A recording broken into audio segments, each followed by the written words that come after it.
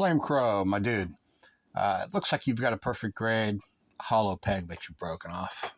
I'm going to use parts of a big O HG to hopefully show you how to fix that guy. I'm assuming that you have something like this.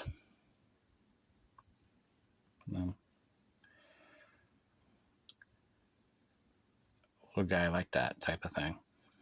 This one had the male and female inside of it, so I've actually gone ahead and cleaned it out.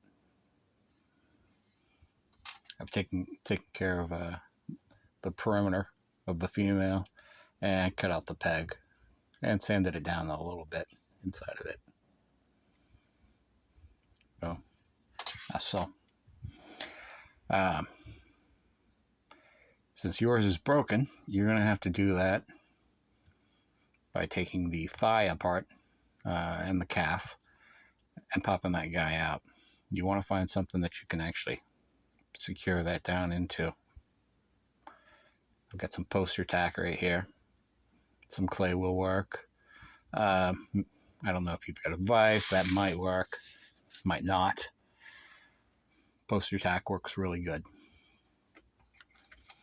You want to secure that little guy down in there. Make sure you get that cleaned out so you've got a nice channel. Now, yours is going to differ, so I'm just going to go with the maths that I find. I've got a 4-inch diameter, a little stronger, like a 4.1 mil, and most Gunpla is 1 mil for its actual body. Just about, right? So I'm going to need a 2 mil piece inside of this, which I have in rod. Now you definitely want to use rod instead of any type of pipe. This is going to be very rigid. This little piece of pipe, I bent that by hand. Right, you don't want to fuck around with that kind of stuff. Go for a brass rod. Hobby shop that has like trains are fantastic for finding brass.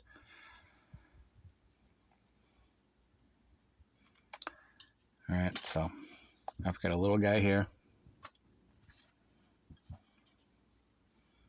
It's going to be long enough that it extends down into the body that it's going to be held into. So I've got my peg going all the way as much as I can into it, and then extending a good halfway into the other. This part that's on the other half, that will get filled in, but we'll do that as we go. So as we've got this first peg cleaned out, right, our little whatever diameter piece of rod fits into it, and take a moment, make sure that it looks like it's a good halfway in there, right? You can even use your dial calipers, which you're going to have to check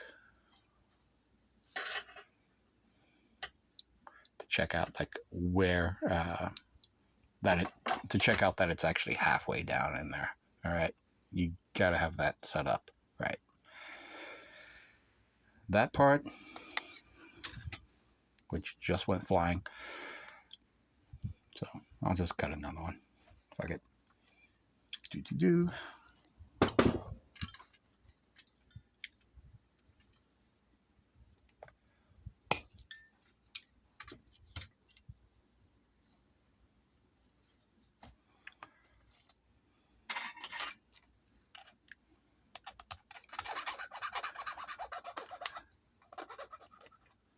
Just get rid of whatever burr is on that, just so that's not fucking us up along the way.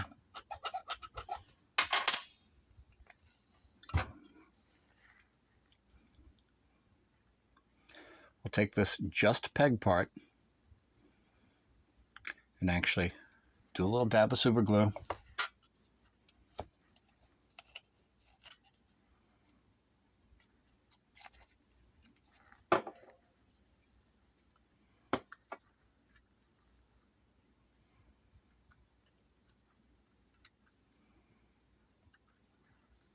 right inside there.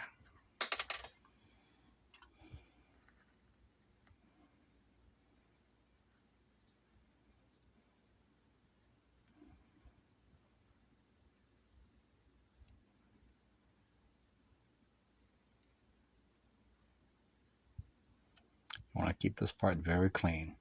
You don't want any squeeze out coming off of that. Go ahead and avoid using any zap if you have it. You don't want that fast activator setting off anything along there. Clean away anything that's in there.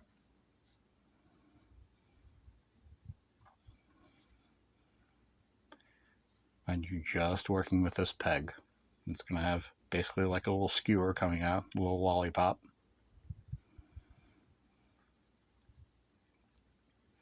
Alright, once that's good, you'll grab your foot part, mix up a little bit of a Miller putty or epoxy putty, some type of slow curing firm putty that you can pack in to the bottom part. Right? This guy's not going to be attached yet. You're going to pack that in. You come along with a little bit of super glue, dab along that break line. Right? Boom, boom, boom. Fit that onto that. You're going to be pushing into some of the putty. Make sure you're nice and flat. Keep watching yourself that you're flat because you've only got, what, 10, 15 seconds for whatever your super glue is. Make sure you're good. That way, all of these surfaces feel nice and flush. And that epoxy putty is going to be holding on to like half of this guy. You can kind of start to work it up a little bit onto it, up onto the edges so it doesn't fall off. But you really want to make sure that you produce this part all over again. After you've got that, take your other foot part. You're going to want to work your way around the part, snipping off your pegs so you have just a little bit poking up. Right? We don't want to be fucking around putting this on and taking it off, putting it on, taking it off, putting it on, taking it off. By just having the outside parts be the sharp parts, you're going to make sure that that's going to align really nicely without having to fucking fight the thing back on and off every time you do this. So once you've got those cut, you can do a dry fitting. So no glues, no epoxies, anything like that. Right? Make sure that that guy's all going together well, which it actually does, because I've sanded inside of this. I know that that's going to work well.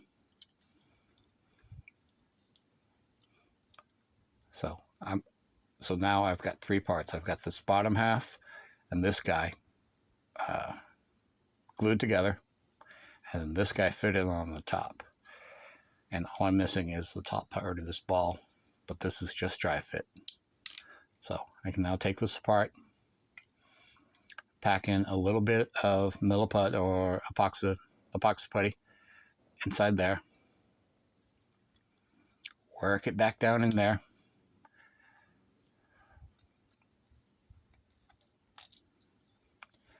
work out any squeeze out that's going to happen. Right now, I think you've got the foot part, so you should be able to see it from the underside, which is going to be awesome. That way you can go in and pack that, whatever that putty is, nice and tight up against the brass. Right?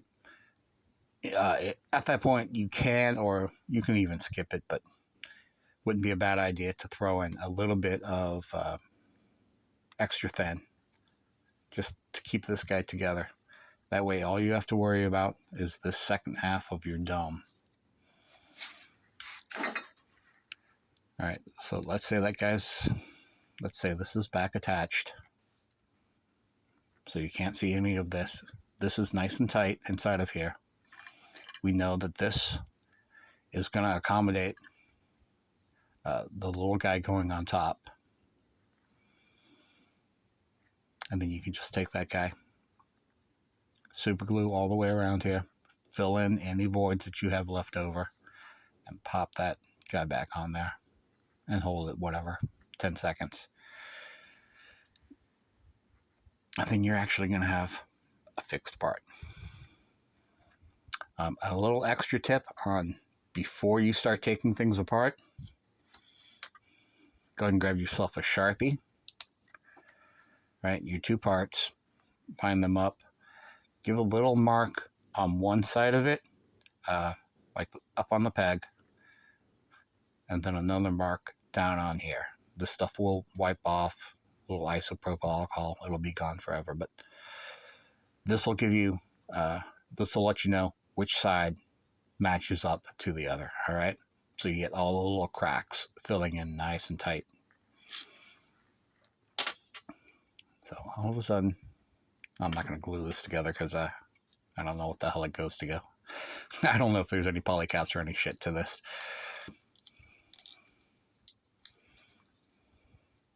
But you'll actually end up having that back together. All of this will be filled in. You'll have solid fill going on inside of here.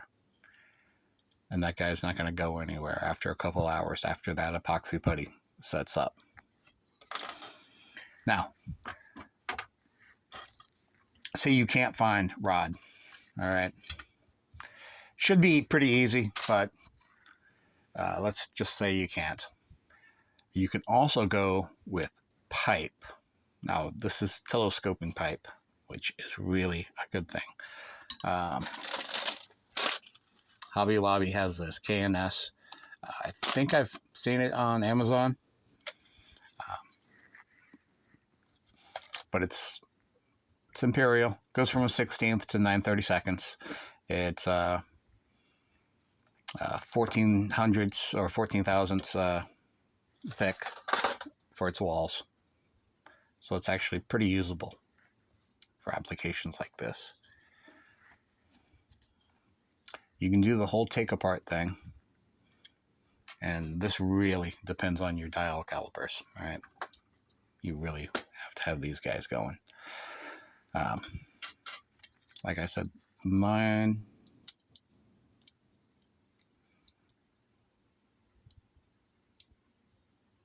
is like a 4mm outside diameter. So I've got this guy, which is a 4 3/4mm outside diameter, less the 30/28 of the inside diameter. So we're just a little bit over 3 3/4. We can actually take this, make that work by expanding it with any variety of things. This is a nail punch. So I can just take it, work it around. This will actually start to flare the outside, which will really help it sit to the ball a lot better. A Phillips tip is really good too. That can get you a sharper angle.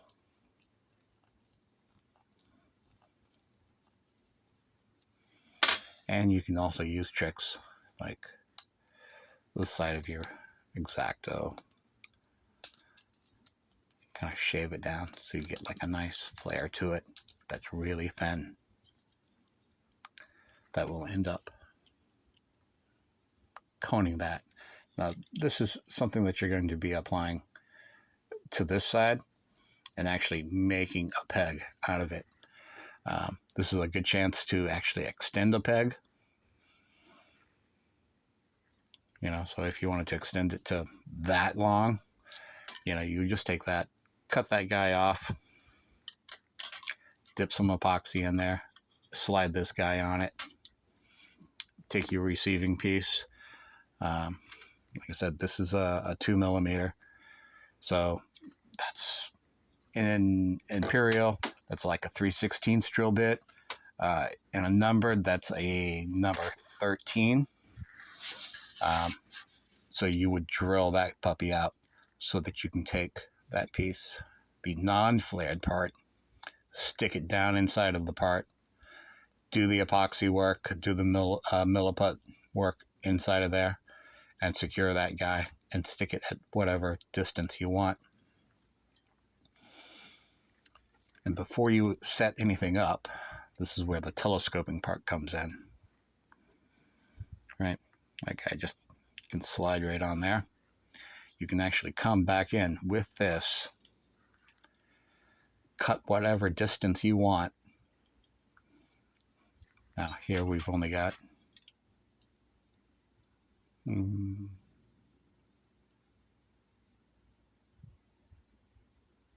just about 3/4.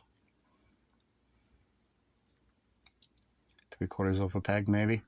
Maybe I wanted to make that like a 1.5.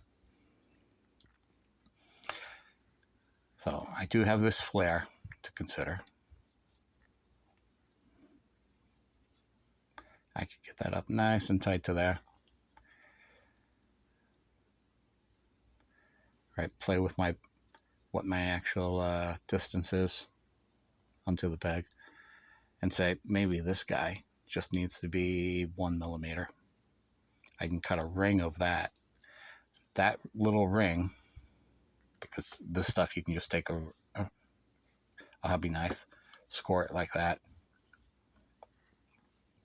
produce a ring on that. That ring will sit on the shoulder of this part, because you're going to have that smaller hole which will match this inside guy nice and accurately, but that guy there won't be able to go into the hole. That'll hold you off a nice offset. This is really good technique for hips, when you break hip pegs. It fixes them really, really well. So if you can figure out all of that, you can actually have that guy go back together nice and easy.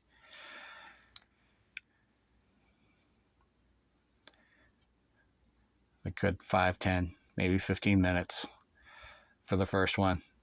Next one will go a lot faster, and on and on. Hope that helps you out. Peace.